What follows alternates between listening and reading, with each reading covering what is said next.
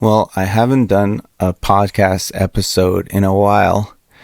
I just want to say hi to everyone listening, to the podcast, or people watching on Instagram or TikTok. Or hi, everyone. I just came back from um, a a quick tour stint with the group Boombox. So we did 8 shows in 10 days. It was amazing. It was a lot of fun. I guess what I came back with doing these shows is I guess I learned what touring life is. Well, I didn't learn it because I did tour in July. I did 17 shows in July. For those of you who don't know how touring is, you're usually traveling or waiting for the show. And since I'm opening for Boombox, I do 1 hour, and so it's actually crazy to think like how much time goes into traveling and how much time goes into just waiting for your gig and finally doing that gig, and then you get to do it over again. So they were in a trailer. I personally didn't join their trailer. This time, we're actually going to have a bus, I think, in January. And I'm doing a few shows with them in December. I'm doing Houston and Dallas. And and this time I actually bussed a lot more than traveled on planes because it's a lot cheaper. And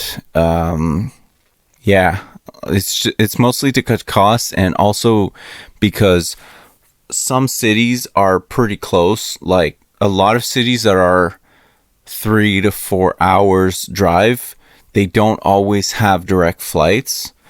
And that's what I've kind of learned in going in the US. I'm not like super familiar with US cities and how close they are, just because here in Canada there's Toronto, and then you drive for 7 hours to get to Montreal, and then there isn't really like any other big cities around. And you have Vancouver really, really far, and you have smaller cities in the other provinces, like Nova Scotia, New Brunswick, but like they're all pretty small cities. I find a lot of cities are condensed into around the Toronto area, or around the Montreal area, around Vancouver area. I mean, I guess there's also Calgary and Edmonton. I've personally never been, so it's not like I really know like how big the cities are. Anyway, sorry for the tangent, but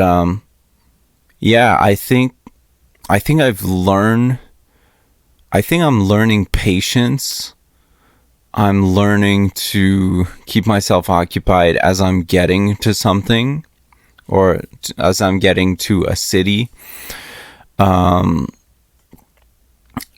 I guess it keeps you more focused, I find, when you're just focusing on that, because I'm so used to like being in my studio here in Canada, or sometimes my studio in LA. Not my studio, but a studio in LA, where they have all the gear and I can just focus on that. Either a studio that I rent out, or a friend's studio. But yeah, I mean, it's such a different vibe, and performing live, it shows you sometimes who you are as an artist, and it shows you what kind of song maybe that you could make to fill that set list. This is something that every time I see songwriting ideas on Instagram, on TikTok, I think they're great. There's really nothing wrong with that. I think the intent is good. I do feel like a lot of the people who give advice on songwriting, I don't know, music promotion, stuff like that. First of all, with songwriting, it might work when you're recording the song, but then you have to think how it's going to adapt in a live setting. And the more I play shows, the more I think about that. Like, the more I play my songs, the more I see what kind of reaction I get from people. And also, I find it teaches you who you are as an artist and how you want to portray, like, how do you want to be shown as an artist. And I think when you're creating something, especially if you're going to be showing it to an audience, you really have to think of the medium and where and the space that you're going to be showing that art. Really, I guess it depends. Like, if you're only on TikTok, that's fine too. Like, if you're only doing live streams and you have a great space and you set that up, you know, for people to go live and they give you, you know, gifts and stuff like that, that's perfectly fine too. I guess what I'm saying is, it's one thing to create at home, it's another to create in a different environment, in a studio, and it's another to show it to people, to show it to your audience. So it's almost like if you're doing all that and you're actually conscious about, you know, who your audience is and maybe what they're expecting, because it's not always the case. Some artists, sometimes they just produce and they're like, you know what, this is what I'm going to do. And, you know, the audience can you know, take it or not take it. But I do feel like after a while, you start playing a bunch of shows and then you start getting kind of a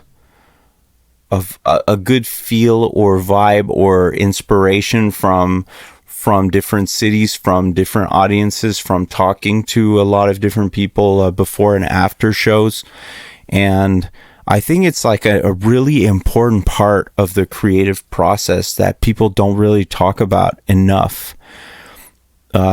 The influence that a city has, the influence that the people around you will have, the influence of, you know, are you flying? What are you eating? Those things, like, they all factor in to who you are as a creative person. And this is why, you know, when people say it's good to get out of your comfort zone, especially as a creative, they don't just mean like a, you know, a zone that you're comfortable in. I think it's more of a, you have your own space. Like, I have my own space here. I have my recording space, and I think it's important to get out of your own space and to get out there and to experience the world. And when you do that, you tend to find inspiration that you wouldn't find if you just stayed in your own space all the time. And I highly encourage, if you can do it, if you can financially do it, if you can do it if you have time, I highly encourage you to go out, go to some spaces, go to a bar or go to a club, experience something different.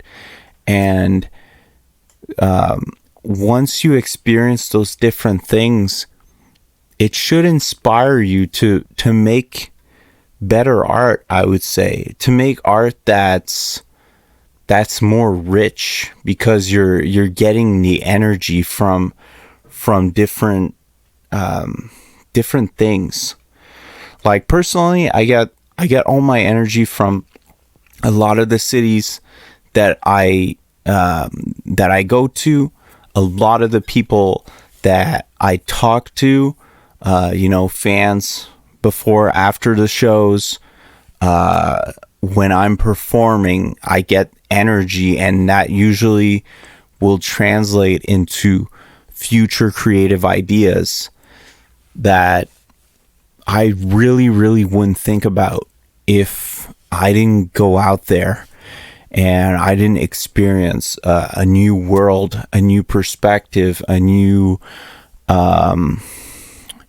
new people who, everyone has their own life experience, and as a songwriter, as an artist, I get inspired by all that, and I want that to affect my music in a positive way. I want that to be part of it, because that energy just becomes bigger and bigger, and people start feeling that, like, long term. So that's going to be my new podcast entry. I've missed you guys. I'm so happy to see all of you on the road. It's been amazing, and I will do my best to try to do more podcast entries, because they're valuable for me, and they're valuable for you as well. Anyways, see you later, guys. Bye.